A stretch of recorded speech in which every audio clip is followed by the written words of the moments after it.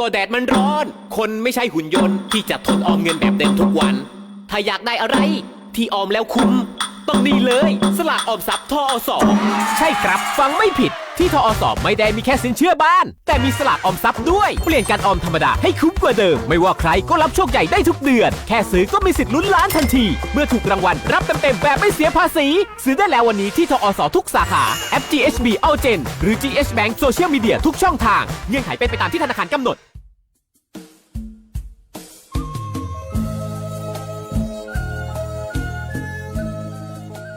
พระธาตุเด่นพระรอดขลังลำไยดังกระเทียมดีประเพณีงามจามเทวีศรีหริพุนชัยท่านกำลังฟังสถานีวิทยุกระจายเสียงแห่งประเทศไทยจังหวัดลำพูนกรมประชาสัมพันธ์ส่งกระจายเสียงในระบบ FM Stereo Multiplex ความถี่95เมกะเฮิรตซ์จากอาคารเลขที่113หมู่ที่10ตำบลบ้านกลางอำเภอเมืองจังหวัดลำพูนจากนี้ไปสถานีเชิญท่านรับฟังรายการมองลำพูนค่ะ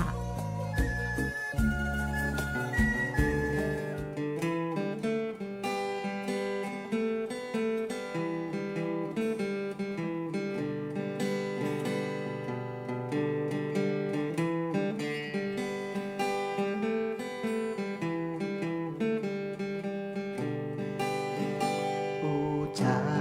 ภาษาพี่น้องกับรายการมองละปูนปูจาภาษายองกับรายการมองละปูนละปูนเป็นของหมู่เฮา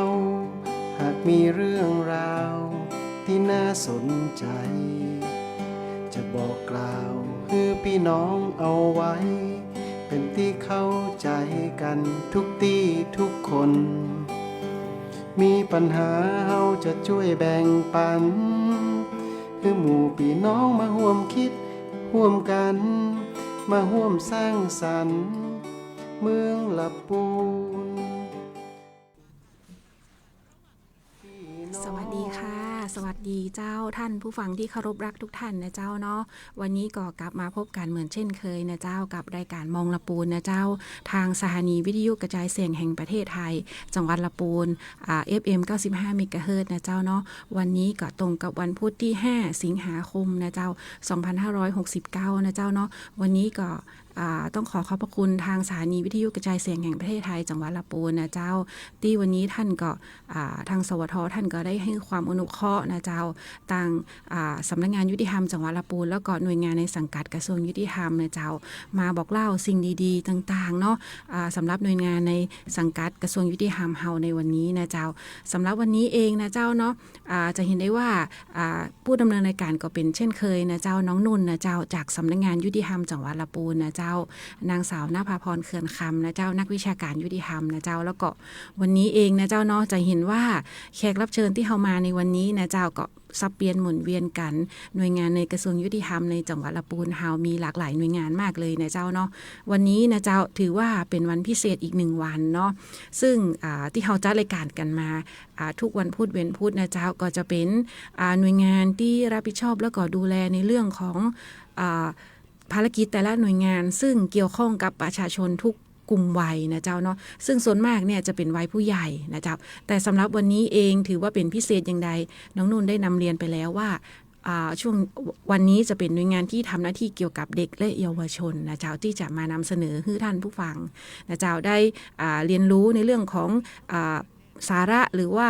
ความรู้ต่างๆเกี่ยวกับเด็กและเยาวชนนะเจ้าซึ่งเดี๋ยวก่อนจะเราจะเข้าสู่รายการเนาะจะขออนุญาตแนะนำแขกรับเชิญของเราในวันนี้ก่อนนะเจ้าแล้วก็เดี๋ยวเราจะได้รู้จักชื่อเสียงเรียงนามกับปีเบิ้นก่อนเนาะเดี๋ยวเราจะได้ฮ้องถูกว่าวันนี้แขกรับเชิญเราเนี่ยเป็นไผ่นะเจ้าเดี๋ยวจะขออนุญาตให้ทาง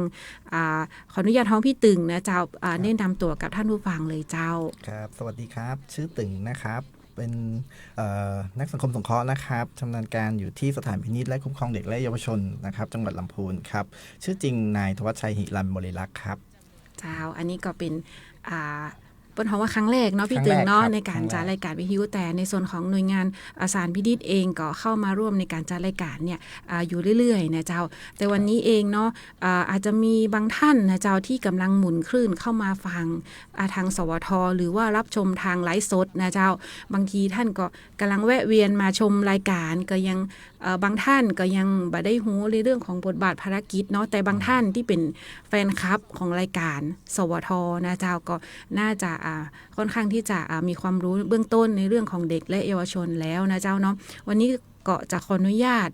เข้าสู่รายการโดยนำท่านผู้ฟังเนี่ยเข้ามาสู่รายการในเรื่องของเด็กและเยาวชนนะเจ้าสำหรับบางท่านที่ยังบ่เคยแวะเวียนเข้ามาเนาะเฮาก็จะขออนุญาตรีลันในเรื่องของเด็กและเยาวชนอีกเพิ่มเติมอีกนิดนึงนะเจ้าเนาะสำหรับบางท่านนะเจ้าก่อนที่เฮาจ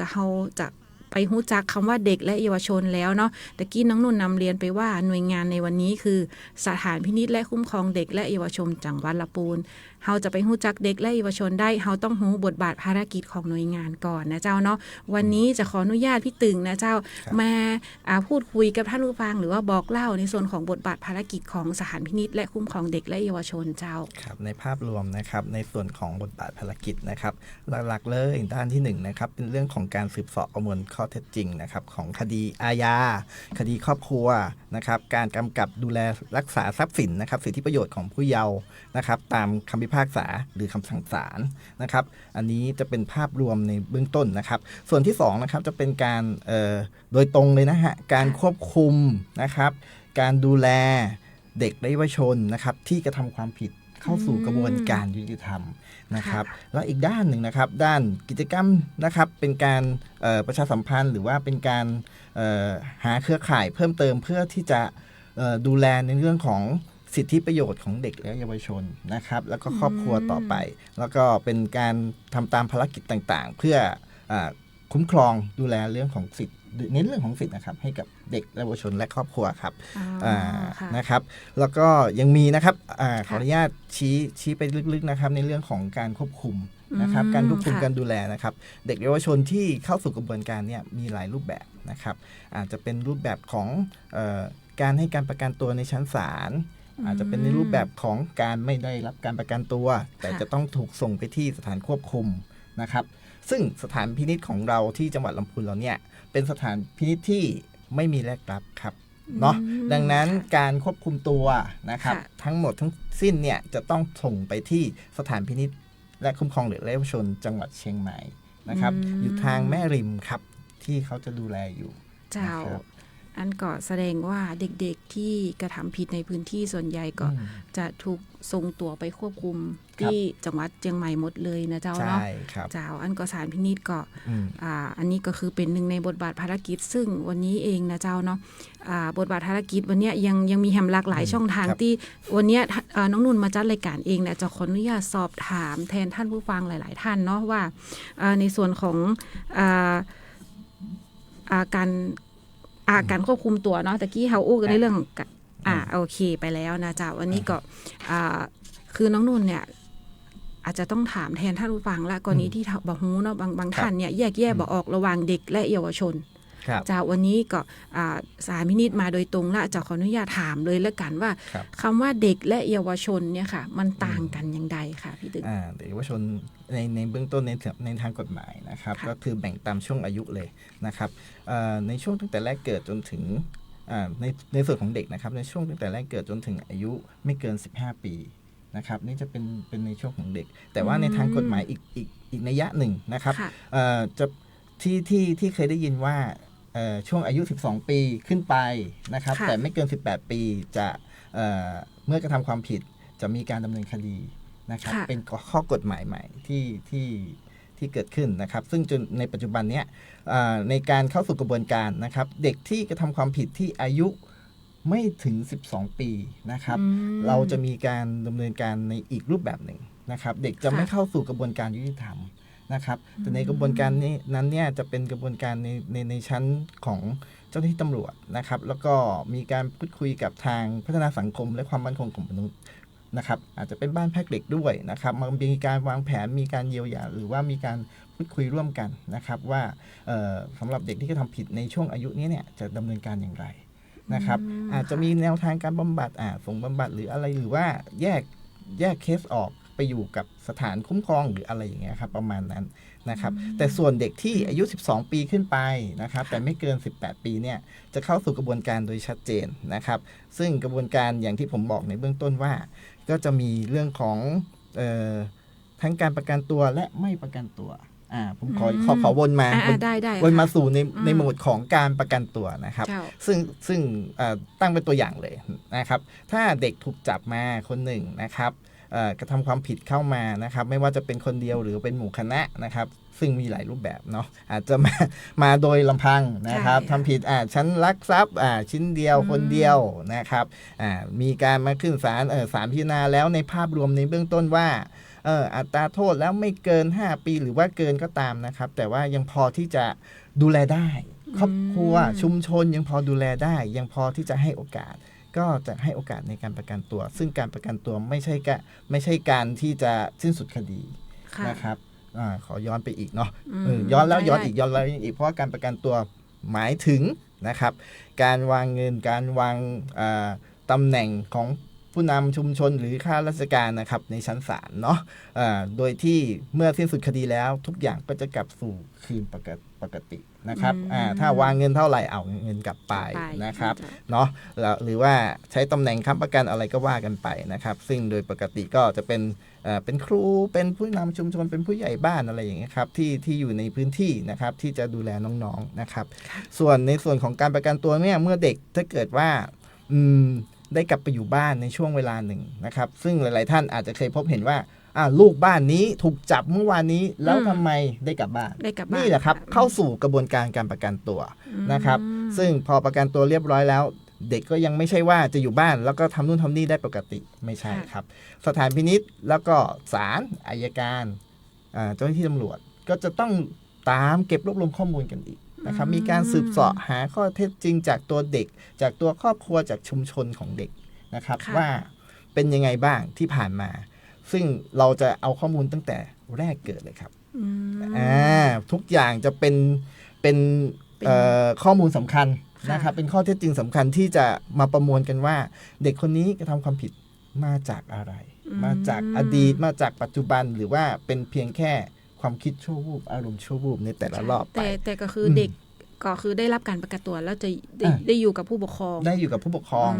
มีหน้าที่ไปเรียนมีหน้าที่ไปทำงานอะไรก็ตามปกติครับก็ยังใช้ชีวิตแต่มีข้อจำกัดอะไรอย่างก็ค่ะ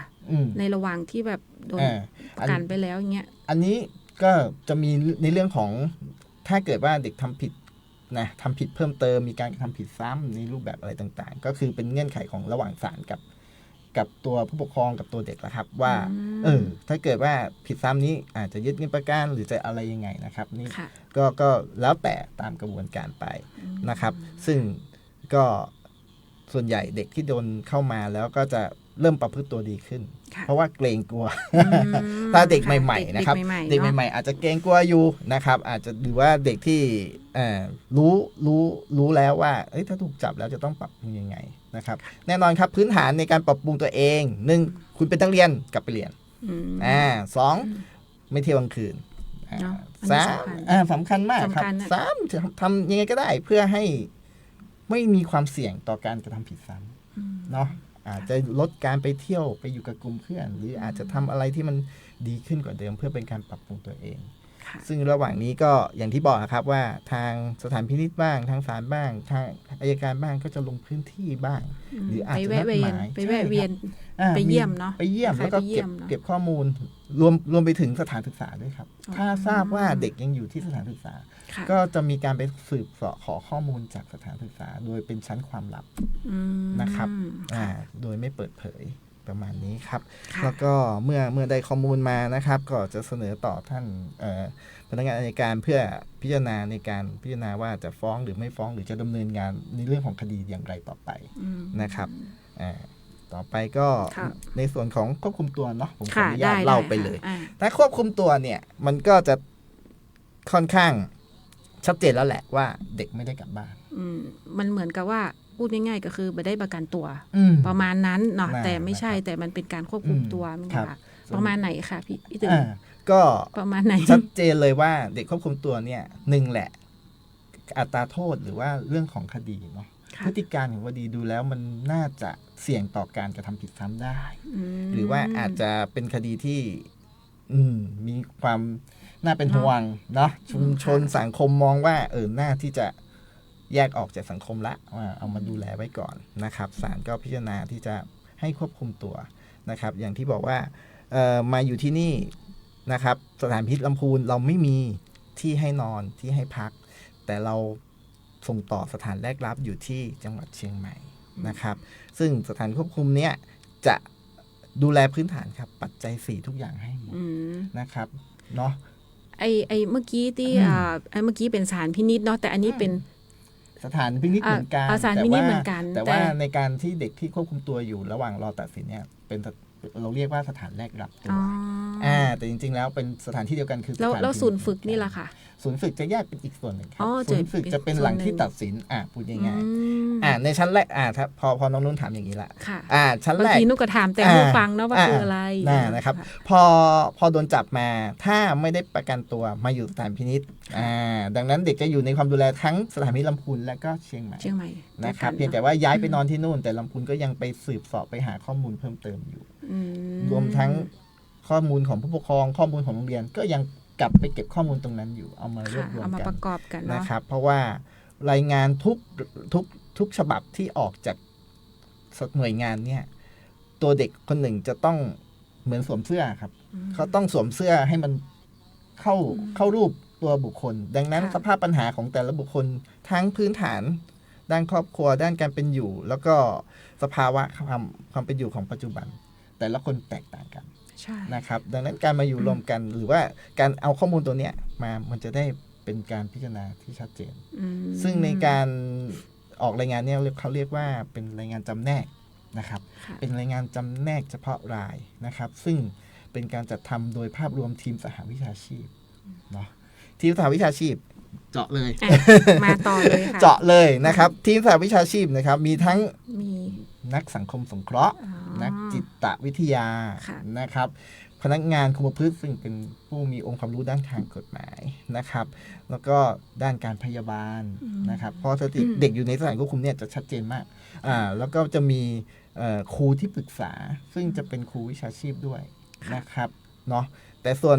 ขอย้อนไปอีกในเรื่องของการจำแนกเนี่ยในส่วนของประกันตัวเราก็มีครับแล้วก็มีการจัดทำรายงานจำแนกเช่นกันอย่างที่ว่าเราไปเก็บข้อมูลมา เราก็รวมประชุมทีมสหวิชาชีพก่อนที่จะออกรายงานของแต่ละรายไป อืม นะครับเช่นกันครับก็เสื้อต้องให้ตรงกับคุณ เนาะ นะครับ จะ ตร ต้อง ง ไซส์ตรงขนาด จะต้องมีพวกน้องดีไซเนอร์ของแต่ละคนมา อืม นั่งรวมตัวกันออก ออกแบบ ออกแบบ ออกแบบ ชิ้นงานชิ้นนี้ โดยที่ให้เด็กเป็นศูนย์กลางว่าคุณมีปัญหาหรือคุณมีอะไรที่จะอยากต้องการหรืออะไรยังไงเราจะช่วยเหลือหรือเราจะสนับสนุนเราจะส่งเสริมด้านไหน เพื่อเป็นการบำบัดแก้ไขและฟื้นฟูเด็ก ค่ะนั่นก็ เป็นรายๆ แสดงว่า ไป เด็กก็มีส่วนร่วมในการที่จะเหมือนกับพัฒนาตัวเองโดยในการอันนี้ด้วยเนาะอ๋อ ใช่ครับ เพราะเด็กส่วนหนึ่งก็ออกเรียนกลางคันเยอะนะเยอะครับเยอะในส่วนของที่ว่าเรียนตอนนี้ณปัจจุบันเนี้ยเท่าที่สอบมาเท่าที่ทำงานมาเนี่ยจะพบว่าเด็กออกเรียนในช่วงจบป .6 แล้วไม่เรียนต่อ1ส่วนนะครับ เยอะอยู่ เด็กที่ได้เรียนมัธยมนะครับออกเทอม2ของม .2 ก็มี อุ๊ย อันนี้เยอะเลยครับ อืม ม .2 ถึงเทอม2เป็นช่วงที่ออกเท่าที่ลองโดยเฉพาะตัวผมเองเนาะ ค่ะ ตัวผมเองเท่าที่สอบมาเท่าที่สัมภาษณ์มาเนี่ยวิเคราะห์แล้วว่าที่ออกม .2 เพราะว่า1แหละเริ่มโตขึ้นมาหน่อย อืม เริ่มมีเพื่อนที่มีแนวคิดที่แตกต่างจากตอนประถม ค่ะ ตอนประถมอาจจะยังเป็นเด็กที่เล่นกันสนุกสนานอีกแบบ อืม แต่พอโตขึ้นมาเราจะเล่นกันอีกแบบหนึ่ง ค่ะ นะครับ ถ้าใครมีเพื่อนที่อยู่ในกลุ่มที่ไม่ค่อยดื้อมากนะใช้คำว่าไม่ค่อยดื้อมากเนาะไม่ใช่นักซิ่ง ไม่ใช่เด็กแว้นไม่ใช่อะไร มันก็จะอยู่ในโลกของการเรียนที่ชัดเจน แต่ถ้าใครที่มีโลกของการเรียนแล้วพอออกจากโรงเรียนหมดเวลาเรียนแล้วไปเจอกับเพื่อนกลุ่มแบบนี้แหละครับ เรื่องของเรื่องเพื่อนของเพื่อน ก็ชวน ก็ชวนกันอีกมันก็เลยก่อให้เกิด ปัญหาอะไรต่างๆขึ้นมาเนาะถ้าเพื่อนมียา ยิ่ง ถ้าเพื่อนมีอะไรอะ เปิ้นฮ้องว่ายิ่งเข้าสู่วัยรุ่นเนี่ยสำคัญเนาะ ใช่ เป็นวัยที่แบบว่า อืม การเปลี่ยนแปลงทางด้านร่างกายอารมณ์ และพฤติกรรมอะไรอย่างกับเปลี่ยนแปลงได้นะ เนาะ คะเจ้า โอเคนะครับ แล้วก็ตะกี้เด็กและเยาวชนไปแล้วมันก็ อืม แล้วก็ อืม อยากจะถามแทนท่านผู้ฟังว่าในจังหวัดลำพูนเฮานี่เองในส่วนของสถานพินิจเองที่ในรับในเรื่องของเด็กและเยาวชนที่กระทำผิดส่วนใหญ่แล้วนักหรือว่าน้อย แล้วก็มีประเภทคดีอย่างพ่องที่เด็กกระทำผิดในพื้นที่เจ้า ในพื้นที่เนาะณปัจจุบันนะครับ ยอดรวมนะขออยากให้ท่านผู้ฟังได้ทราบหน่อยว่ายอดรวมตั้งแต่มกราจนถึงเมื่อวานนี้นะครับขออนุญาตครับเก็บยอดจนถึงเมื่อวานนี้วันที่4 สิงหานะครับ รวมแล้ว28 รายนะครับรวมแล้ว28 รายก็ยังถือว่าจังหวัดเรายังน้อยนะ ค่ะ ยังน้อยนะ 28 รายนี้ถามแทนท่านผู้ฟังเนาะ ครั เป็ บ นเพศชายหมดเลยหรือมีเพศหญิง มี ด้วย เพ คะ ศหญิงด้วย เพศหญิงตัว นะครับ อะ มี ค่ะ เพศหญิงด้วยนะครับ ก็จะเป็นกลุ่มควบคุมตัวมี17 รายนะครับ ไม่ควบคุมตัวหรือประกันตัวนั่นแหละ11 รายนะครับนะครับเท่าที่เห็นนะครับ แต่ในส่วนของปีที่แล้วเนี่ยยอดเด็กอยู่ที่89 รายในภาพรวมนะครับ ในภาพรวม89 ราย ซึ่งก็ยังถือว่า ถ้าขออนุญาตสอบถามนะคะถ้าสมมติเทียบกับจังหวัดใกล้เคียงบ่ได้ว่าจังหวัดเชียงใหม่เนาะ ครับ ลำปาง อ่า ลำปางแม่ฮ่องสอนเองเนี่ยเทียบกับ2จังหวัดเนี่ย อ่าฮะ ถือว่าลำพูนอยู่ในลำดับที่เท่าไหร่ อ่า ลอง ถ้าเชียงใหม่ลำปางแล้วลำพูนแม่ฮ่องสอน นะครับ ก็ได้ค่ะ ลำพูนอยู่ที่ล่างสุดเลยครับ แสดง ยังถือว่าเด็กเรายัง เด็ก ดี ยังน้อย อ่า เนาะ เด็กยังน้อยครับอันนี้ถ้าเทียบยอดนะ ถ้า ครับถ้าเทียบ โจ ยอด เชียงใหม่กับเชียงรายนี่เป็นจังหวัดที่ใหญ่เนาะ ครับ ใช่ ลำปางก็ใหญ่ครับ ลำปางใหญ่ ลำปางก็รวม ดีแล้ว ก็รม ดีแล้วค่ะ กัน ที่จริงจังหวัดลำพูนเฮานี่เป็นจังหวัด อืม เมืองเล็กๆเนาะ ครับ แต่ก็คือในเรื่องของการกระทำความผิดเนี่ยมันก็อาจจะมีเล็กน้อยตาม อืม ประชากรในพื้นที่ก็ได้ อ่า แต่อย่างใดแล้วเนี่ยก็บ่อยากให้เกิดขึ้นละกันเนาะ ใช่ครับ เจ้าฮื้อน้อยที่สุดละกันนะเจ้าอันนี้ อืม อันผู้ดำเนินรายการนี่คุยเสียงเบามากเลยฮื้อน้อยที่สุดเลยนะเจ้านะ เนาะให้มัน เจ้า น้อยนะครับขอชี้แจงหน่อยฐาน ค่ะ ความผิดนะครับฐานความ ค่ะ ผิดของจังหวัดเราเนี่ยที่เข้ามาเนี่ยมีหลายรูปแบบเนาะแต่รูปแบบหลักๆ ก็คือยาเสพติดแหละนะครับ เพราะว่าเราเป็นจังหวัดที่ทั้งทางผ่านด้วยมีอะไรมีเด็กอยู่ใกล้เคียงนะครับ ใกล้จังหวัดใหญ่อาจจะมีอะไรที่เข้ามา มีประชากรแฝงตัว ใช่ครับ เนาะ ประชากรแฝงเยอะ เยอะค่ะ นะครับก็จะมีนะครับในเรื่องของพฤติกรรมของเด็กเยาวชนเนี้ยังมีอยู่นะฮะในเรื่องของการเกี่ยวข้องกับยาเสพติดมีอยู่นะครับต่อมานะครับคดีช่อโกงอันนี้เริ่มมาแล้ว เริ่ บั ม ญ มา ชี แล้ว ม้า อืม นะครับ การที่เด็กมีบัตรประชาชนและ เจ้า มีเพื่อนของเพื่อนมาขอยืมนี่แหละครับบางคนบางเคสเนี่ยเป็นเรื่องของแฟนนะครับ อ๋อ แฟนยืมบัตรประชาชน ยืมบัตร เพื่อไปดำเนินการในเรื่องของเปิดบัญชี อืม นะครับ แล้วในไอ อืม ไอเคสที่เกิดขึ้นของผู้กระทำผิดของเด็กเนี่ยมีบัญชีม้าอยู่ในห้างตัวมันก็ค่ะสักประมาณกี่คนนะคะพี่เด็ก ถ้าเทียบสมมุติว่า10ถ้าสมมติ10คนนี้สักกี่คนนะคะ1ใน10กี่คนสักกี่คนนะคะ ในปีนี้เนาะ ค่ะ ในปีนี้ในยอดจาก28คนเนี่ย ค่ะ มีบัญชีม้าอยู่ประมาณนะครับ ประมาณ ประมาณ นะ เอา ค ละ รับ กัน 6 ถึง 7 คน โอ้ย6 ถึง 7 คนเลย ครับ ค่ะ เรามันไม่ใช่แค่ที่จังหวัดเรานะครับ คือที่มาเนี่ยไหลมาจากจังหวัดอื่น ค่ะ นะครับ แต่ว่าหมายถึงผู้เสียหายอยู่จังหวัด ผู้เสียหายอยู่ อื่น จังหวัด อ่ะ ผู้เสียหายอยู่จังหวัดเรา จังหวัดเรา ด้วยก็มี อ๋อ ครับมีทั้งผู้เสียหายอยู่จังหวัดเรา มีทั้งเด็กจังหวัดเราแล้วก็เด็กจังหวัดอื่นที่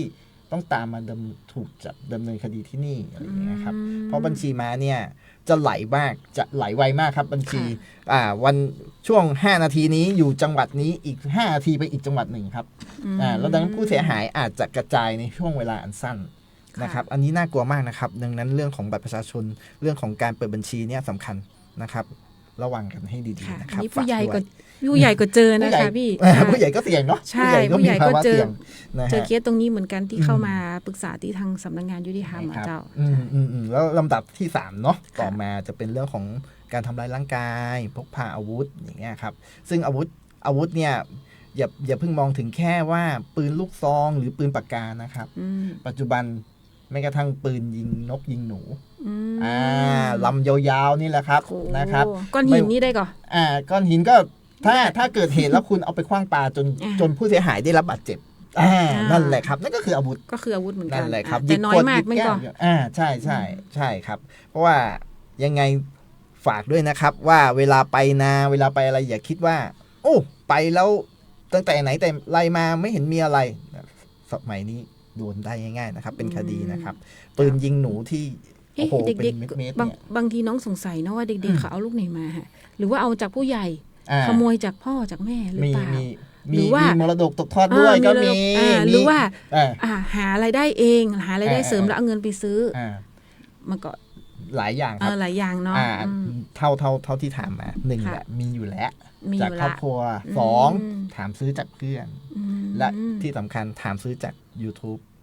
จากออนไลน์ เดี๋ยวอันนี้ นะครับอัน ซึ่ง นี้น่ากลัว เนาะใช่แบ ครับ บ แบบใจว่าในเรื่องของอาวุธอย่างเดียวเนาะ อืม ในเรื่องของบุหรี่ไฟฟ้าตัวก็ โอ้อันนี้ โอ้ย อันนี้ได้ยินข่าวที่ศาลพินิจมา ครับ เหมือนกันเนาะ อืม ในเรื่องของ อืม รณรงค์เรื่องของการซื้อขายบุหรี่ไฟฟ้า ใช่ ไหมคะ ใช่ครับ จ้ะ ใช่ครับเพราะว่าอันนี้ถือว่าเป็นของนำเข้านะครับ ใช่ เป็นผิดกฎหมายที่ชัดเจนมากนะครับ ดังนั้นก็ยังไม่ควรจะมีนะครับ ค่ะ ปัจจุบันนี้น่าจะไม่มีแล้วมั้งไม่เห็นแล้วนะโอเคลำดับสุดท้ายที่ ค่ะ ที่เห็นที่เทียบกัน น้อยมาม าก นะครับขับขี่รถโดยประมาทนะครับ ก็คือการระมัดระวังนี่แหละครับเนาะเด็กนักเรียนนี่นะครับ ส่วนใหญ่ ออกจากโรงเรียนบ้างตอนช่วงเย็นบ้างนะฮะหรือว่าอะไรเงี้ยตามสี่แยกนะครับ อยากให้มองกันดีๆนะครับ จอดก่อนนะครับลำพูนเรานี่เนาะการขับรถ ใช่ ไม่ว่าจะคุณจะมาสายเอกสายโทยังไงครับ จอดก่อน จอดก่อน บ้างก็ดีนะครับ หรือชะลอหน่อยนะครับนะเพื่อความปลอดภัยนะครับ บางทีเรารถใหญ่บางคันนะครับ ขับรถยนต์มาในทางเอกนี่แหละฉันถูกแหละแต่ว่าเด็กๆนะครับ อืม อืม ด้วยความคึกขนอง ค ห รับ รือว่าด้วยความไม่รู้หรือว่าอะไรอย่าง ครับ ของเด็กอะเนาะ อาจจะรีบ ใช่ อาจจะรีบไปหน่อยนะครับ โดยที่เด็กก็คือความเป็นเด็กนะครับ ความระมัดระวังก็จะน้อยกว่าผู้ใหญ่อยู่ละนะครับ ค่ะ ความคิดความอ่านอะไรก็อาจจะทำให้เกิดปัญหาครับเฉียวชนเล็กน้อยจนถึงขั้นเสียชีวิตบ้างแขนขาขาดบ้างนะครับ ในคดีที่ผ่านมานะครับ ก็ประมาณนี้นะครับ เจ้า อืม โอ้ตะกี้ลองมาฟังพี่ตึงคุยในเรื่องของการกระทำความผิดของเด็กแล้วเนี่ยก็รู้สึกว่าคือมันไม่ได้ขึ้นอยู่กับที่เด็กอย่างเดียวเนาะ ใช่ ขึ้นอยู่กับผู้ปกครองกับ ครับ ครอบครัวด้วยในการที่จะดูแลเด็กเนาะ อืม เจ้าในส่วนของตรงนี้เองเนี่ย เฮามาฟังดูละเนี่ยเฮาอยากมีแนวทางในการที่จะป้องกันหรือว่าแก้ไขอะค่ะในส่วนของสถานพินิจเองนี่มิติในด้านของการรณรงค์ป้องกันหรือแก้ไขในด้านของบางเด็กกระทำผิดเนี่ยมีห้องก่อค่ะได้มีการทำกับเด็กห้องก่อ ครั เจ้า บก็มีทั้งแบบภายในและภายนอกเนาะถ้าแบบในรูปแบบของภายในคือเด็กที่เข้าสู่กระบวนการเนี่ยเราจะต้องรีบเลย ค่ะ รีบชี้แจงรีบให้ข้อมูลรีบทำยังไงก็ได้เพื่อให้เด็กที่ทั้งประกันและไม่ประกันตัวเนี่ยได้รับรู้ก่อนว่าผลกระทบจากการกระทำผิดคืออะไรนะครับ อืม แล้วเราก็จะมาหาแนวทางการป้องกันร่วมกันผ่านกิจกรรมนะครับ อืม การปฐมนิเทศนะครับ การตั้งแต่แรกรับตัวเลย เราก็เรียกว่าการจัดทำแผนแนวทางการบำบัด ค่ะ นะครับ การบำบัดแก้ไขหรือฟื้นฟูนะครับ อืม ภายใน 30 วันแรกเราจะต้องรีบมาวางแผนกันเลยว่า เด็กคนนี้นอกจากได้รายงานจำแนกละ เราต้องมาดูโดยคณะทีมทางวิชาชีพอีกว่าเราจะช่วยกันดูแลเคสนี้อย่างไรนะครับ เนาะต่อมา แล้วครอบครัวล่ะคะพี่ตึงครอบครัวมีส่วนในการที่จะเข้ามาร่วมวางแผนด้วยไหมหรือว่ายังไง ใช่ครับอันนี้สำคัญเลย เราต้อง ค่ะ ขอความเห็นจากผู้ปกครองเด็ก เพราะว่าอย่างเช่นถ้าเกิดมาไม่ได้ก็เป็นการสอบถามทางออนไลน์ทางโทรศัพท์เพื่อหาข้อมูลเพิ่มเติม แล้วก็ให้คำแนะนำร่วมกัน แล้วก็จะมีการนัดหมายมาทำกิจกรรมด้วยนะครับ ถ้าอย่างที่ลำพูนเรานะครับมีการจัดประถมนิเทศเดือนละครั้งนะครับ ค่ะ แต่พักหลังเคสค่อนข้างน้อย น้อย นะครับเคสค่อนข้างน้อยบางเดือนก็ว่างเว้นเลยนะครับ ก็เลยจากการประถมนิเทศโดยการจัดกิจกรรมกลายเป็นการตั้งแต่การพบปะพูดคุยในครั้งแรก ก็เลยเป็นการประถมนิเทศไปในตัว เป็นการให้ข้อมูลเป็นการหาแนวทางร่วมกันเลยชัด ค่ะ เจน แต่ถ้า ไปเลย สมมติว่าน้องถามเนาะแทนท่านผู้ฟังว่า ถ้าสมมติเด็กที่อยู่ห่างไกลอย่างกับ ห่างไกลในพื้นที่ที่จะเข้ามาในเมืองนี่ อืม ใช้กระบวนการอย่างไรคะในการ ผ่านโครงการครับ อ๋อก็ผ่าน มีเราเรียกสั้นๆว่า1สถานพินิจ6สถานศึกษาเนาะ ค่ะ นะครับ แล้ว อั มัน น นี้ เป็นอย่างไรคะ ก็คือ1สถานพินิจก็คือ1สถานพินิจของเรานี่แหละ เราจะพยายามขยายเครือข่ายไปให้ความรู้กับสถานศึกษาให้ได้อย่างน้อยปีละ6แห่ง ถ้าเกิดเพิ่มได้มากกว่านั้นก็จะเพิ่มนะครับแล้วแต่รอบของปี คือไปให้ความรู้เด็กนี่แหละ ใช่ในข้อมูลตรงนี้ทั้งเด็กทั้งครูทั้งถ้าเกิดโรงเรียนไหนพร้อมหรือสะดวกที่จะให้ผู้ปกครองมาร่วมรับฟังด้วยก็ยินดีครับนะก็จะเป็นกิจกรรมที่สนับสนุนนะครับต่อมานะครับก็คือการร่วมกิจกรรมออกหน่วยเคลื่อนที่ของจังหวัดนี่แหละนะครับโดยที่ก็ไปลงบูธนะครับร่วมกันกับหน่วยงานเราร่วมกันอยู่ละนะครับกับยุติธรรมจังหวัดนะครับแล้วก็สนับสนุนในเรื่องของโครงการ To Be Number One อันนี้ทุกแห่ง สำคัญเลยนะ ทุกแห่งนะครับมีอยู่แล้วนะครับนะครับแล้วก็โครงการสร้างเครือข่ายนะครับเราจะหาเครือข่ายชุมชนมาร่วมเพื่อหาแนวทางถ้าเกิดว่าเป็นการวางแผนให้กับเด็กหลังปล่อยนะครับสมมติว่าเด็กใกล้ปล่อยละเราจะรีบประสานหาชุมชนว่ามีความพร้อมยังไงหรือเราจะจัดการยังไงกับเคสนี้เป็นการช่วยเหลือกันเป็นการวางแผนร่วมกันควรสงเคราะห์ไหมหรือว่าควรที่จะประสานหน่วยงานอื่นเพิ่มเติมนะครับหน่วยงานภาคีหลักๆก็แน่นอนครับพมจ.บ้างนะครับอะไรประมาณนั้นครับบ้านพักเด็กก็ดูแลร่วมกันไปนะครับเนาะแล้วก็เราหลักๆเลยนะครับช่องทางในการพูดคุยนะครับในการสอบถามในการขอคำปรึกษานะครับก็มีทั้งโทรศัพท์แล้วก็ทาง Facebook ครับค่ะอันนี้ก็ถ้ากรณีที่ท่านผู้ฟังที่ฟังในวันนี้นะเจ้าอาจจะมีข้อเสนอแนะดีๆเนาะที่จะแนะนำทางสถานพินิจนอกเหนือจากที่ว่ากิจกรรมที่เราทำร่วมกับเด็กแล้วในการที่จะป้องกันแล้วเนี่ยก็สามารถที่จะโทรมาหรือว่าให้คำแนะนำผ่านทาง Facebook ได้ว่าหน่วยงานสถานพินิจน่าจะไปทำกิจกรรมหรือไปทำอย่างสักอย่างเนาะในการป้องกันเด็กในเชิงแบบนี้ก็ได้เนาะพี่ตึงเนาะได้ครับในเชิงลุกมาได้เลยครับหน่วยงานไหนก็ได้ครับประสานงานมาครับเรามีทีมวิทยากรซึ่งจุดตรงนี้แหละค่ะทำให้น้องนุ่นคิดว่าในส่วนของภาคประชาชนหรือว่าเครือข่ายที่จะเข้ามามีส่วนร่วมเนี่ยถือว่าสำคัญเหมือนกันเนาะซึ่งของทางยุติธรรมก็มีในส่วนของเปิ้นฮ้องว่าคณะกรรมการศูนย์ยุติธรรมชุมชนหรือศูนย์ยุติธรรมชุมชนนั่นแหละเนาะก็มีส่วนหนึ่งสำนักงานคุมประพฤติก็มีในส่วนของอสค.อาสาสมัครคุมประพฤติแต่สถานพินิจก็มีเหมือนกันแต่อยากจะรู้ว่ามีเนี่ยเปิ้นเป็นไผอย่างใดแล้วอำนาจหน้าที่อย่างในการช่วยเหลือเด็กเนี่ยเปิ้นช่วยได้มากน้อยเพียงใดจ้ะในตำแหน่งนี้เขาเรียกว่าเป็นอาสาแต่ว่าในของสถานพินิจในของกรมพินิจนะครับเรียกว่าคณะกรรมการสงเคราะห์เด็กและเยาวชนนะครับสำหรับสถานพินิจเด็กและเยาวชนจังหวัดลำพูนนี่ชื่อเต็มๆนะฮะแต่ว่าถ้าเรียกง่ายๆก็คือคณะกรรมการสงเคราะห์นี่ครับกลุ่มนี้จะเป็นกลุ่มที่เป็นทีมงานที่มาช่วยดูแลเรามาช่วยผลักดันมาช่วยสนับสนุนแล้วก็รวมไปถึงช่วยเรื่องของการสงเคราะห์การดูแลต่างๆให้กับทั้งเด็กเยาวชนทั้งสถานพินิจด้วยนะครับและหลักๆก็คือการให้คำปรึกษาแนะนำนะเพราะว่าการทำงานโดยที่ทีมงานภาครัฐอย่างเดียวนะครับบางทีอาจจะมองไม่รอบมองไม่ครอบคลุมถึงปัญหาต่างๆนะครับการมีทีมงานทีมนี้นะครับอยู่ในพื้นที่ด้วยนะครับมีทั้งในตัวอำเภอเมืองแล้วก็กระจายไปนะครับตามอำเภอต่างๆเนี่ยนะครับแต่ละท่านก็มีความสามารถครับร่วมกันทั้งกำกับติดตามดูแลครับมีการหาทุนหาอะไรอย่างเงี้ยครับมาสนับสนุนให้กับเด็กน้องๆกลุ่มนี้นะครับครับแล้วในส่วนถ้าท่านผู้ฟังเกิดอยากจะมีส่วนในการที่จะช่วยเหลือภาครัฐในส่วนที่จะสงเคราะห์เด็กอย่างเงี้ยค่ะสามารถที่จะเข้าไป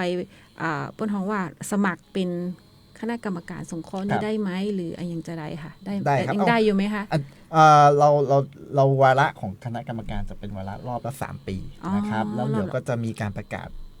เป็นรอบๆไปเมื่อหมดวาระในแต่ละรอบปีนะครับก็ยินดีครับยินดีแสดงว่าเขาก็อาจจะแจ้งความประสงค์เบื้องต้นกับหน่วยงานทิ้งไว้ก่อนนะครับได้ครับมาแจ้งได้เลยครับมาแจ้งเปิดรับสมัครเรื่อยๆมันก็ค่ะครับในช่วง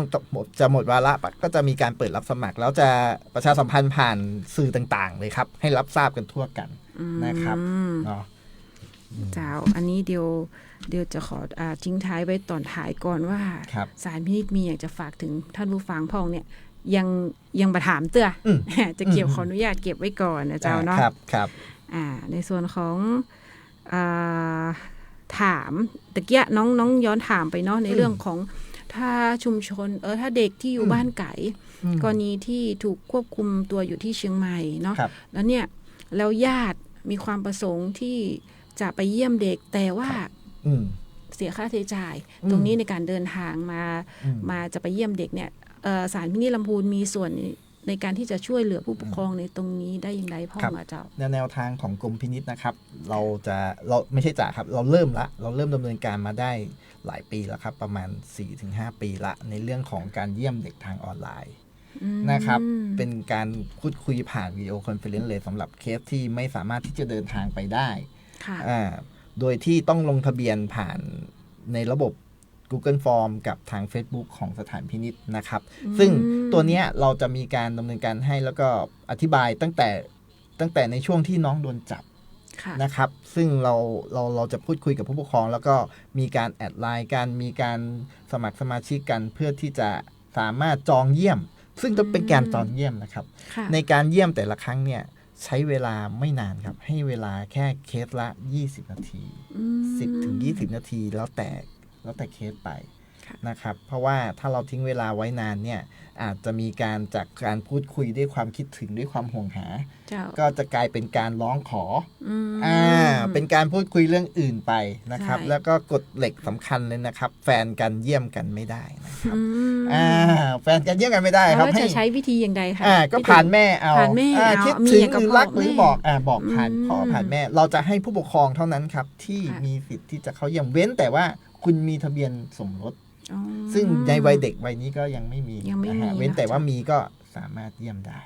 ครับ ค่ะ แล้วก็ไม่ให้บุคคลอื่นนะครับ ที่ไม่ใช่คนนามสกุลหรือในทะเบียนบ้านเดียวกันนะครับ แต่น้าอาได้ครับให้แต่เราจะมีการ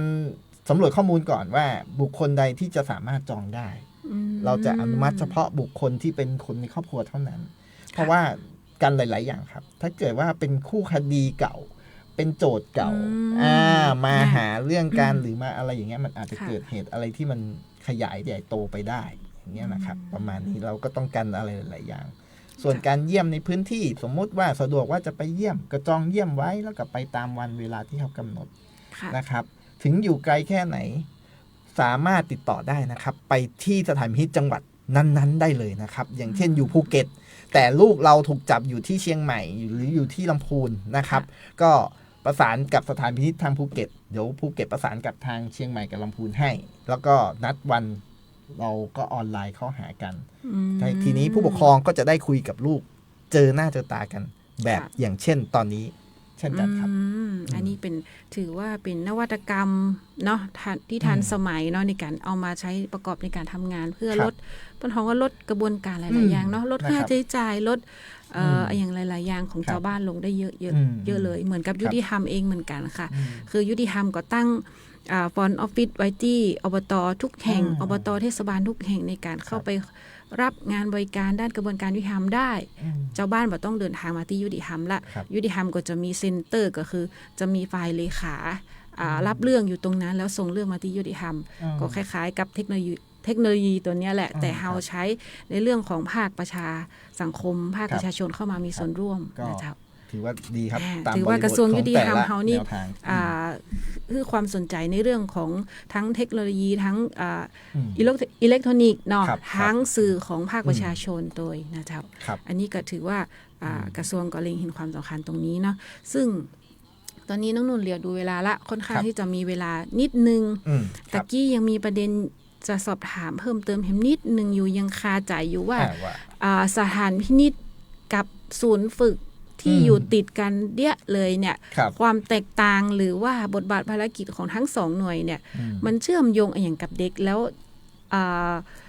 เด็กอะต้องเข้าที่ไหนก่อน ต้องเข้าสถานพินิจก่อนแล้วหลัง ครับ ตัดสินถึงไปศูนย์ฝึกหรืออะไรอย่างจะได้ค่ะ เดี๋ยวให้ ครั พี่ บ ตึงอธิบายให้ฟังนะจ๊ะ ครับขอตั้งง่ายๆเลยว่าโดนจับมาจากศาลนะครับ ประกันตัวกลับบ้าน ไม่ประกันตัวมาอยู่ด้วยกันนะครับมาอยู่ลำพูนได้แค่ครึ่งวันนะครับ ตอนเย็นรีบส่งเลยเรารีบทำเอกสารให้เสร็จรีบส่งเลยทันที หรือว่าภายใน2 ชั่วโมงนี่แหละครับ รีบส่งต่อเลยไปที่เชียงใหม่นะครับ นั่นคือสถานพินิจหรือว่าสถานแรกรับ ซึ่งเด็กจะอยู่ที่นี่ในห่วงเวลาของการสืบเสาะข้อมูลอะไรทั้งหลายเนี่ยในทางกฎหมายให้เวลา ในกระบวนการ3เดือนเนาะผมขอใช้ตัวเลขอย่างนี้เลยนะ3เดือนครับภายใน3เดือนนะครับกว่าที่จะดำเนินการว่าพิจารณาในชั้นศาลในชั้นพนักงานอัยการทีหนึ่งว่าจะพิจารณาว่าจะอย่างไรนะครับแล้วถ้าเกิดว่ามีการตัดสินชัดเจนว่าโดยชั้นศาลตัดสินว่าโอเคไปรับการบำบัดแก้ไขฟื้นฟูเต็มระบบนะครับคำว่าเต็มระบบหมายถึงว่าคุณจะได้ทั้งได้การเรียนอย่างจริงจังนะครับมีการสนับสนุนด้านการประกอบอาชีพอย่างจริงจังมีใบเซอร์ทุกอย่างเรียบร้อยถ้าจบมานะครับจบหลักสูตรมาแล้วก็มีแนวทางที่ชัดเจนในเรื่องของการวางแผนการทำงานนะครับตรงนี้แหละใช้เวลาหน่อยซึ่งในการอยู่ของสถานแรกรับเนี่ยใช้เวลาภายใน3เดือนผมก็ย้ำนะครับเว้นแต่ว่าคดีนั้นอาจจะต้องยืดไปหน่อยก็ว่ากันไปนะครับแต่ว่าการตัดสินในเบื้องต้นอาจจะใช้ตามมาตราอื่นๆอย่างเช่นไม่อยากลึกเนาะแต่ว่าเอาเบื้องต้นเขาเรียกว่า132วรรค 1และวรรค 2ครับวรรค 1คือศาลให้โอกาสเด็กได้กลับไปใช้ชีวิตอยู่ที่บ้านนะครับได้กลับไปใช้ชีวิตอยู่ที่บ้านแล้วก็มารายงานตัวในชั้นศาลคล้ายๆกับคุมประพฤติ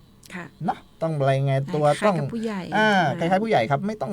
ว่าห้ามออกนอกลู่นอกทางห้ามทำผิดซ้ำอะไรอย่างเงี้ยครับก็มารายงานตัวจนครบกำหนดก็จะยุติคดีไปนะครับนั่นคือในชั้นเบื้องต้นแต่ถ้าอย่างที่ว่าแหละครับตัดสินว่าให้อยู่ต่อถ้าอยู่ต่อ132วรรค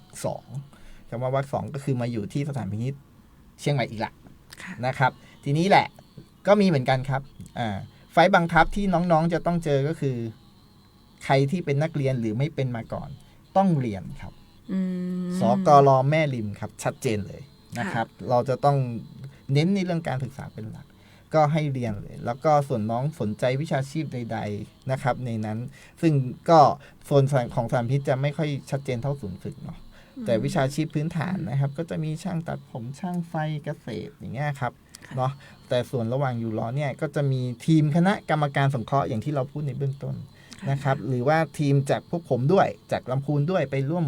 ทำกิจกรรมกับน้องๆนะครับเป็นการบำบัดแก้ไขฟื้นฟูร่วมกันนะครับซึ่งทีมคณะกรรมการก็จะเอาเรื่องของวิชาชีพเรื่องของเสริมทักษะชีวิตองค์ความรู้ต่างๆจากแต่ละท่าน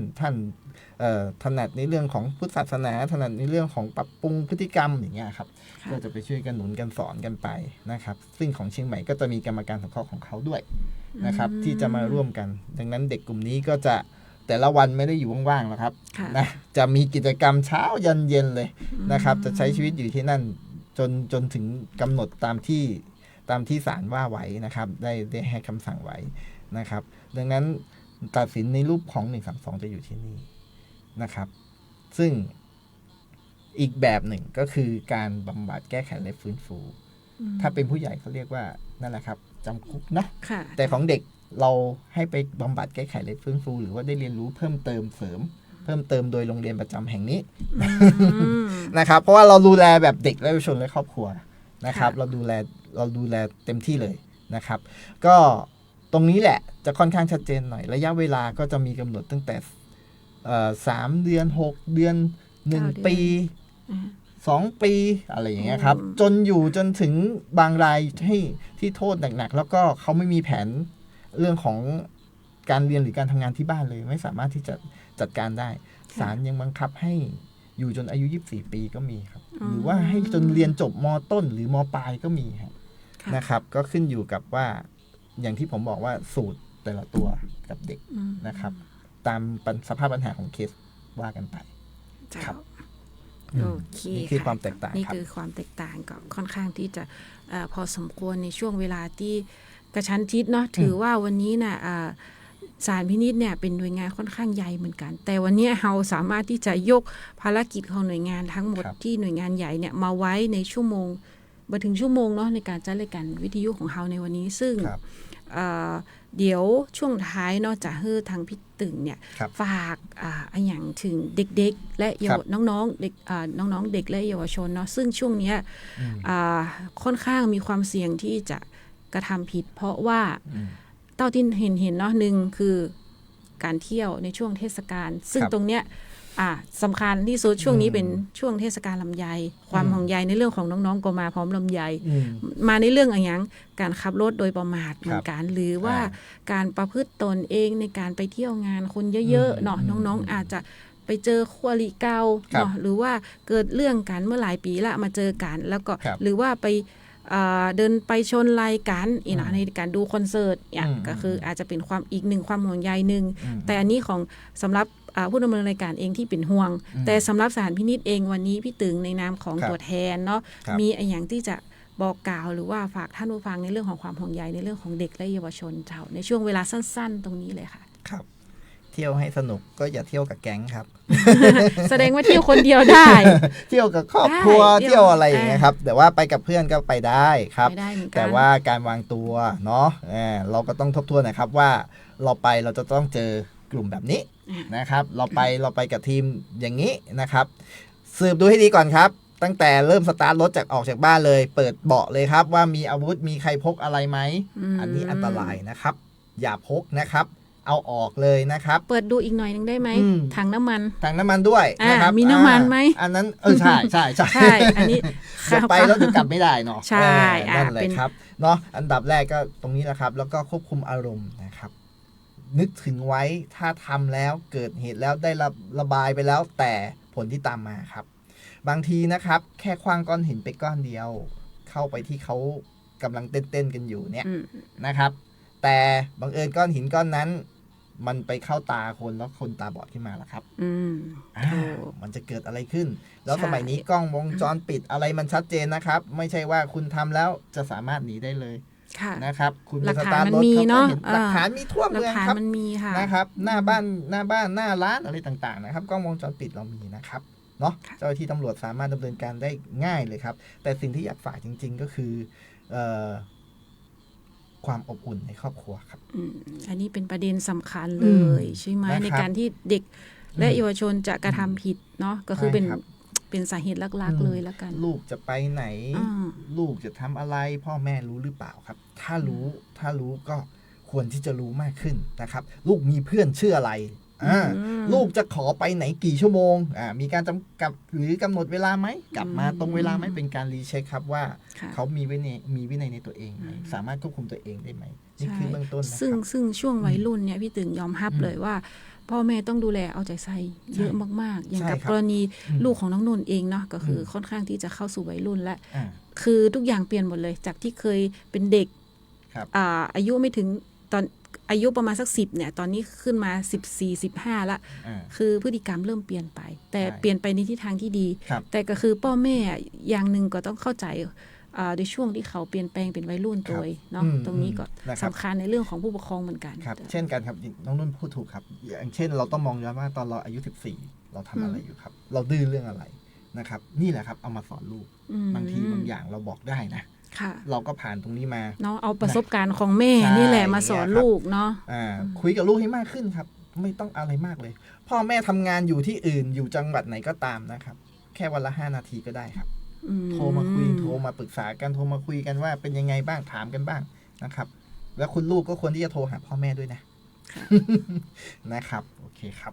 ค่ะแล้วก็เดี๋ยวในส่วนของรายละเอียดเนี่ยทั้งหมดทั้งมวลที่น้องนนท์กับพี่ตึงได้นำเสนอคือท่านผู้ฟังในวันนี้นะเจ้าหากมีประเด็นไหนเนาะที่ท่านผู้ฟังอยากมาปรึกษาในเรื่องของเด็กเปิ้นฮ้องว่าสารพินิจก็ยังฮ้องแหมแบบนึงก็คือคลินิกแม่นก็ค่ะมีคลินิกคือคำปรึกษาในด้านของเด็กอันนี้คิดค่าใช้จ่ายก็ค่ะคำว่าคลินิกเนี่ยค่ะฟรีครับไม่คิดตังค์สักบาทนะครับสายหลักๆเลยนะครับ053-510-694ครับค่ะอันนี้เป็นเบอร์เดียวกับสำนักงานตัวเบอร์สำนักงานเลยครับแล้วเดี๋ยวเขาก็จะโอนสายเข้านะครับกับส่วนงานที่เกี่ยวข้องเปิ้นฮ้องว่าคลินิกให้คำปรึกษาค่ะถ้าสมมุติว่าอู้กันคำๆเล่นๆเนาะถ้าละออนถ้าลูกน้องหายหรือน้องเอาไปฝากไว้ศาลพินิจได้ก็บ่ได้ครับบ่ได้เนาะอันนี้แล้วแต่กี้ยังบอกว่าดูแลเด็กเลยว่าจนนี้บ่ได้ไหมก่อนให้คำปรึกษาได้ครับแต่ว่าถ้าน้องไม่ทำผิดร้ายแค่ไหนถ้าไม่ทำผิดยังไงก็ไม่มีสิทธิ์ที่จะประเด็นคือน้องต้องทำผิดถ้าบ่ทำผิดนี่ถ้าเขารู้สึกว่าลูกเขาหายเอาไปฝากศาลพินิจนี่บ่ได้ครับมีนะครับเคยมีโทรมาปรึกษาครับว่าลูกเริ่มดื้อละ จะส่งสถานพินิจได้ไหมโอ้ไม่ได้นะครับเนาะอันนี้ แล้ เข้าว ใจ ก็ กันละ อยากให้กระบวนการของครอบครัวสำคัญและดีที่สุดครับ เพราะว่าถึงเข้าสู่กระบวนการของสถานพินิจเราก็จะเชื่อมโยงกับครอบครัว คุณพ่อคุณแม่อยู่ถึงภูเก็ต เราก็จะเชิญให้คุณมาร่วมกิจกรรมครับเพราะครอบครัวสำคัญที่สุดครับ ใช่ครอบครัวต้องเป็นหนึ่งเนาะ นั่นแหละครับ ไม่ว่าจะมาด้วยตัวเองหรือรูปแบบออนไลน์ เราก็จะทำให้ได้ครับเนาะเราก็เชื่อมโยงกันให้ได้ครับครับ ไอ้สโลแกนศาลพินิจว่าอย่างกะคะ พินิจด้วยรักพิทักษ์ด้วยใจนะ อ๋อ ครับ โอเค ครับ ยังเป็นสโลแกนที่เปิ้นของว่าวิสัยทัศน์หรือสโลแกนที่ใช้ ครับ มาห ตล ลา อย ด ๆ ปี ครับ คือมันเป็นคำที่แบบ อืม โอเคเนาะ ครับ พินิจด้วยรักพิทักษ์ด้วยใจ นะครับ นะคะอันนี้ก็เป็นในส่วนของศาลพินิจที่ฝากไว้เนาะ อืม อย่างอื่นมีอย่างฝากไว้ก็ค่ะ เดี๋ยวจะ เ ถึงช่วงเวลาที่น้องนวลจะฝากรายการแล้วก็ทิ้งท้ายท่านผู้ฟังละเจ้า ก็ประมาณนี้นะครับ ก็อยากให้ความสัมพันธ์ระหว่างครอบครัวดีขึ้นนะครับถ้าลูกทำดีนะชมเท่าหน่อยนะ เนาะ ชม เด็ก ท่าห ๆ อย กันเนาะ วันนี้ล้างจานโอเควันนี้ซักผ้าเองโอ้วันนี้ เล็กๆน้อยๆ วันนี้รด เนอะ รดน้ำต้นไม้เองด้วยเหรอโอเคนะครับชื่นชมพาไปกินหมูกระทะไปกินอะไรก็ได้กินชาบูอะไรก็ได้ครับไปกันบ่อยๆนะครับ กิจกรรมร่วมกันไม่จำเป็นจะต้องเสียตังค์เยอะครับ แค่นั่งคุยกันหรือดูทีวีร่วมกันแล้วถามว่าเรื่องนี้เป็นยังไงอะไรยังไง ลูกเล่นเกมอะไร แค่นี้คุณพ่อคุณแม่รู้ละว่าลูกมีความชอบหรืออะไรยังไงนะครับ ค่ะอันนี้ก็เป็นความห่วงใยแล้วก็เป็นข้อคิดหรือว่าเป็นอย่างหลายๆอย่างที่ทางศาลพินิจวันนี้พี่ตึงเองเป็นตัวแทนของศาลพินิจในการที่จะบอกเล่าคือท่านผู้ฟังได้รับฟังนะจ๊ะว่าในส่วนของศาลพินิจและคุ้มครองเด็กและเยาวชนจังหวัดลำพูนเฮาเนี่ยมีเด็กและเยาวชนที่กระทำผิดเหมือนกันเนาะเอาในส่วนของภารกิจของหน่วยงานแล้วก็การดำเนินงานของหน่วยงานเนี่ยมาบอกเล่าคือท่านผู้ฟังเป็นเคสว่ามีเด็กและเยาวชนเพิ่มขึ้นนะเจ้าเพราะนอกจากนี้แล้วเขาก็อยากเห็นตัวเลขที่มันเพิ่มขึ้นเนาะอยากจะในเรื่องของการป้องกันมากกว่านะเจ้าก็สำหรับวันนี้เองเนาะเจ้าเนาะก็เหลือบดูเวลาแล้วค่ะก็ใกล้จะถึงการบอกลาในส่วนของชั่วโมงสุดท้ายของวันนี้แล้วนะเจ้าซึ่งวันนี้เองเนาะทางสำนักงานยุติธรรมจังหวัดลำพูนนะเจ้าแล้วก็ศาลพินิจและคุ้มครองเด็กและเยาวชนจังหวัดลำพูนนะเจ้าก็ต้องขอบพระคุณนะเจ้าทางสถานีวิทยุกระจายเสียงแห่งประเทศไทยจังหวัดลำพูนนะเจ้า FM 95 เมกะเฮิรตซ์นะเจ้าที่วันนี้ได้จัดสรรช่วงเวลาดีๆ1ชั่วโมงอย่างนี้คือทางสำนักงานยุติธรรมจังหวัดและก็หน่วยงานในสังกัดกระทรวงยุติธรรมนะเจ้าซึ่งเฮาก็จะจัดรายการวิทยุอย่างนี้นะคะในช่วงของยุติธรรมพบประชาชนนี่แหละทุกวันพุธเว้นพุธนะเจ้าเฮาก็จะกลับมาเจอกับท่านผู้ฟังเพื่อที่จะมาบอกเล่าบทบาทภารกิจของหน่วยงานในสังกัดแห่งกรรมหนึ่งในวันพุธที่19สิงหาคม 2569 นะเจ้าคือท่านผู้ฟังนะเจ้าติดตามข่าวสารดูเนอร์ว่าวันที่19สิงหาจะมีหน่วยงานในกระบวนการยุติธรรมเฮาเนี่ยหน่วยงานอย่างพ่องมาจัดรายการนะเจ้าสำหรับวันนี้แล้วนะเจ้าเนาะเดี๋ยวน้องนุ่นขออนุญาตฝากในส่วนของทางเบอร์โทรศัพท์ของทางสำนักงานยุติธรรมจังหวัดลำพูนไว้ตัวนะเจ้าซึ่งสำนักงานเองเนี่ยเป็นตัวแทนของกระทรวงยุติธรรมในระดับพื้นที่เนาะในการที่จะประสานหน่วยงานทั้งศาลพินิจทั้งเรือนจำทั้งบังคับคดีทั้งคุมประพฤตินะเจ้าก็เป็นตัวแทนของทางกระทรวงยุติธรรมนะเจ้าถ้ามีปัญหากฎหมายจะปรึกษาหรือจะปรึกษาทั้ง4หน่วยจะบอกว่าปรึกษาใครโทรมาที่เบอร์ยุติธรรมก่อนก็ได้นะเจ้าที่เบอร์โทรศัพท์0530934455นะเจ้า0530934455หรือสะดวกไปติดต่อเองก็ไปที่ต่างไปสำนักงานขนส่งจังหวัดลำพูนแล้วก็ติดกับสถานีอุตุนิยมวิทยาแล้วก็สำนักงานปปช.ประจำจังหวัดลำพูนนะเจ้าก็สำหรับวันนี้เองนะเจ้าเนาะก็ต้องขอทิ้งท้ายเพียงตะอี้ไว้ก่อนแล้วก็ต้องขอฝากความห่วงใยกับท่านผู้ฟังโดยนะเจ้าช่วงนี้เนาะก่อนมารายการเข้ารายการตะกี้กับฝนตกนะเจ้าเนาะก็เป็นช่วงหน้าฝนแล้วก็การระมัดระวังตัวเองในการขับขี่รถก็ขอให้